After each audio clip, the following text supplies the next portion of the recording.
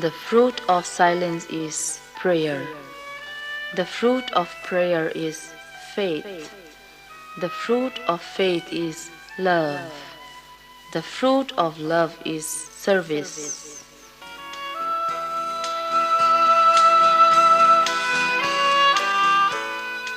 Mother Teresa के मुख से कहे गए ये सूक्ति वाक्य किसी धर्म, जाति, वर्ग या संप्रदाय विशेष पर लागू नहीं होते।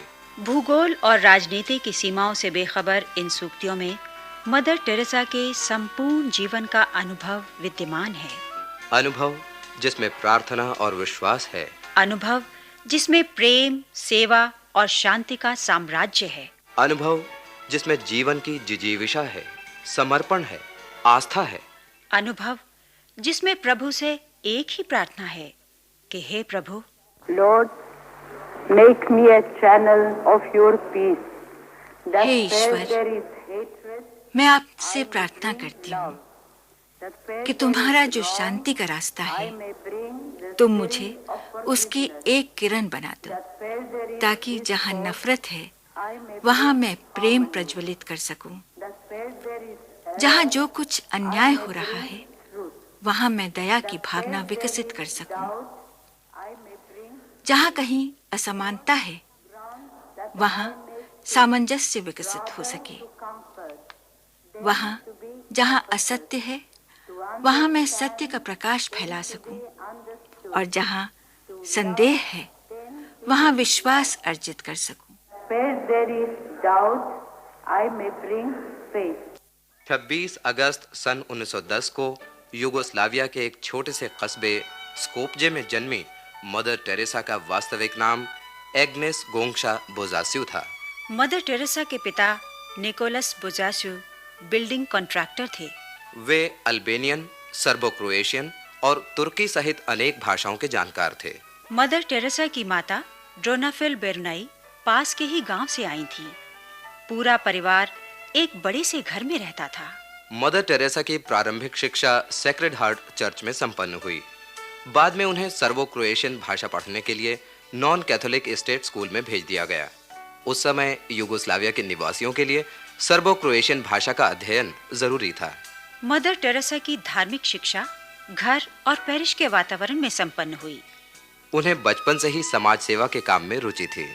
पढ़ाई के दिनों में भी वे अक्सर पेरिश की सामाजिक गतिविधियों में संलग्न रहती थीं। उन्हीं दिनों उनका संपर्क प्रसिद्ध समाजसेवी फादर जम्ब्रेनकोविक से हुआ। फादर जम्ब्रेनकोविक का संबंध सॉलिडारिटी नामक सामाजिक संस्था से था। ये वही संस्था थी जिससे मदर टेरेसा का संपर्क कलकत्ता के एंटनी कॉन्वेंट से जुड़ने के बाद हुआ। सॉलिडारिटी से जुड़ने के बाद उन्हें पता चला कि ये संस्था बंगाल में शिक्षण कार्य के लिए नन्स को भेजती है। सॉलिडारिटी से जुड़ने के 6 वर्ष बाद एक बार उन्हें लगा कि उनके अंतरात्मा उन्हें घर छोड़कर मानवता की सेवा के लिए निकल पड़ने का आह्वान कर रही है। मदर टेरेसा ने जब इस आध्यात्मिक अनुभव के बारे में फादर जम्ब्रेनकोविक से चर्चा की तो उन्होंने कहा, ये तुम्हारे लिए ईश्वर का आह्वान है, तुम इसकी उपेक्षा नहीं कर सकती। और इस आह्वान के बाद मदर टेरेसा के जीवन का उद्देश्य ही बदल गया। वे मानव सेवा के लिए समर्पित हो गईं। अपने उद्देश्य की पूर्ति के लिए वे नवंबर 1928 में कलकत्ता आईं और फिर 16 जनवरी 1929 को दार्जिलिंग की लोरेटो नोविशिएट नामक संस्था में शिक्षण कार्य से जुड़ गईं। और यहीं 24 मार्च 1931 को मदर टेरेसा ने गरीबों और दीन दुखियों के लिए जीवन समर्पित करने का प्रण लिया। सन 1936-37 में मदर टेरेसा को कलकत्ता के लोअर सर्कुलर रोड स्थित सेंट टेरेसा प्राइमरी स्कूल में भेज दिया गया। एक बार जब स्कूल की प्रधानाचार्य बीमार हुईं, तो मदर टेरेसा को प्रधानाचार्य बनाया गया। लेकिन मदर टेरेसा पहले की तरह ही बच्चों को पढ़ाती रहीं। 1942-43 का साल, दूसरा विश्व युद्ध चल रहा था। हजारों लोग मारे गए थे, लाखों बेघर हो गए थे। बंगाल भी इन घटनाओं से अछूता नहीं रह गया था।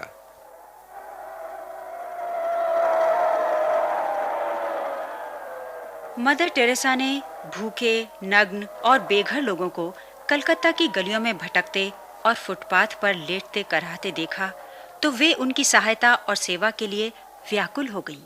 इस काम के लिए रोम के आर्क बिशप की अनुमति आवश्यक थी। कुछ समय बाद अनुमति मिली, इस शर्त के साथ कि 1 वर्ष तक काम की प्रगति देखने के बाद ये तय किया जाएगा कि मदर टेरेसा को उनके नए काम से जुड़ा रहने दिया जाए या वापस लॉरेटो कॉन्वेंट अध्यापन के लिए भेज दिया जाए। फादर वॉन एग्जाम से अनुमति का समाचार पाकर मदर टेरेसा अपने द्वारा तय किए गए सेवा के महान रास्ते पर चल पड़ी।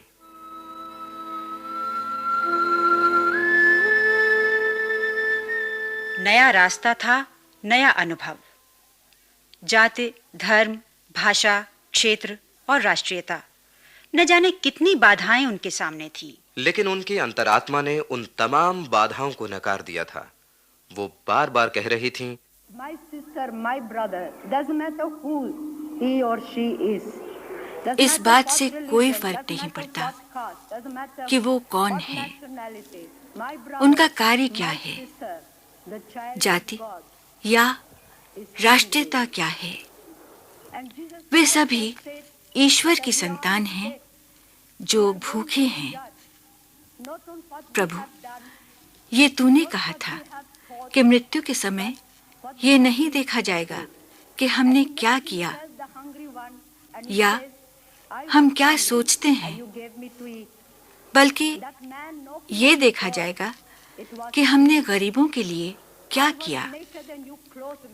इसीलिए प्रभु यीशु ने अपने आप को गरीबों की सेवा के लिए तैयार किया। उन्होंने कहा था,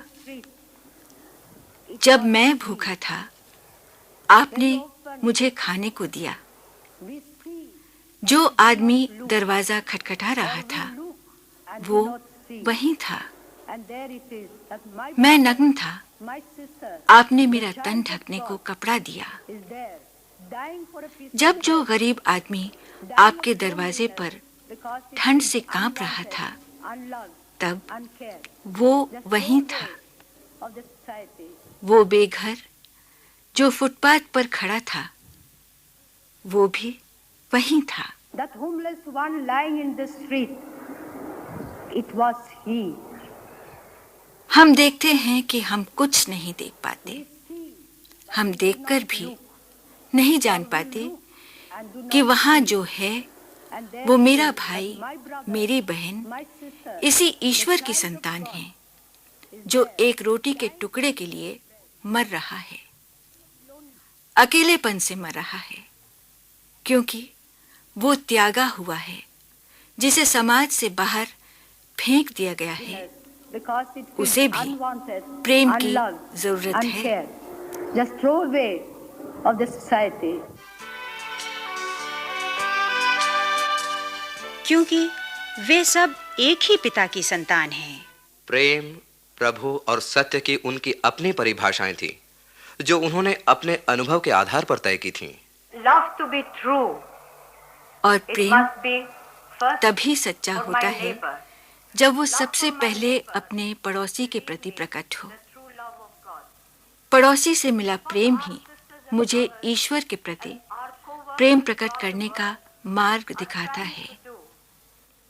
और दुनिया भर में फैले मेरे भाई बहन और सहयोगी लोगों में ईश्वर के प्रति प्रेम के इसी भाव को जगाने का प्रयत्न कर रहे हैं। Are trying to do is to put that love for God into a living action. उनकी दृष्टि में रोटी की भूख के अलावा एक और भूख है जिसको मिटाने के लिए समूची मानवता लालायित है। Besides the hunger for bread and for any other kind of food, there is today in the world a tremendous roti hunger की for भूख के love, अलावा for being आज की दुनिया को प्रेम की अद्भुत भूख है। called your own. इसी कारण And I think this सब is ये चाहते the रहे हैं greatest hunger कि कोई and is a उन्हें kind of अपना disease कहकर at the same पुकारे। time that the people मेरे विचार में ये भूख ही and हमारी this is great सबसे hunger, बड़ी बीमारी and भी this है। is- I think this is the greatest hunger and is the greatest disease at the same time.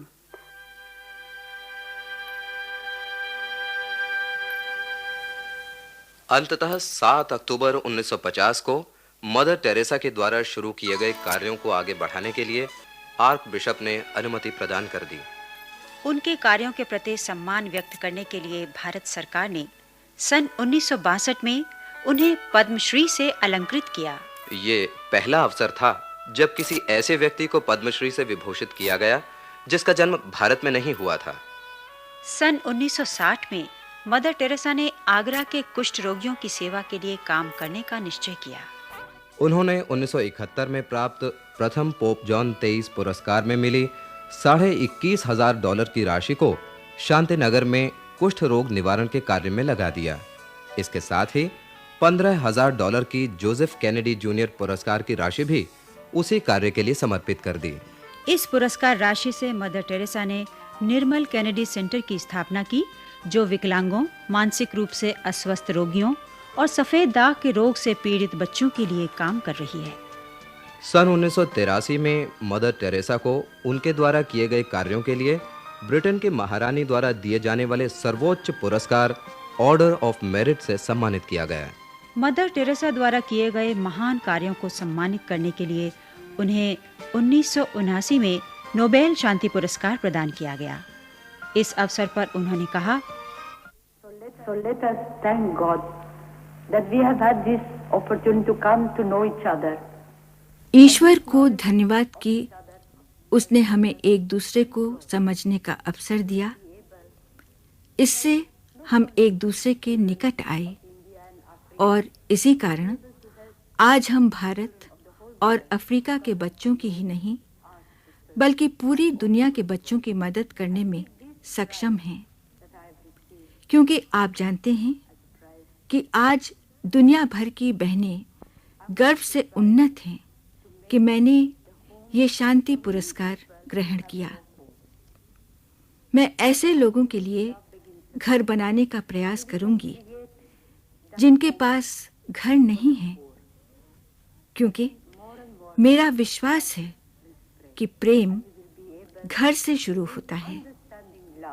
अगर हम गरीबों के लिए ऐसा घर रच सकें तो मेरा ख्याल है कि दुनिया में प्रेम का साम्राज्य फैलता जाएगा और हम प्रेम के बारे में बताने में सक्षम हो सकेंगे।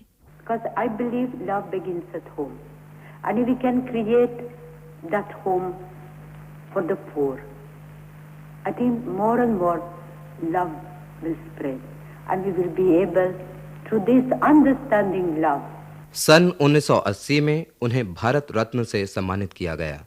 I am very grateful to our country, to our people, for bestowing this, and I was. Bharat Ratna प्रदान करने के लिए मैं उन तमाम मिशनरीज की ओर से धन्यवाद देती हूँ जो गरीबों में ये विश्वास पैदा कर सकें कि प्रेम ही ईश्वर है, वो तुम्हें और मुझे भी प्रेम करता है। To the poor, that God is love, and that God loves you and me.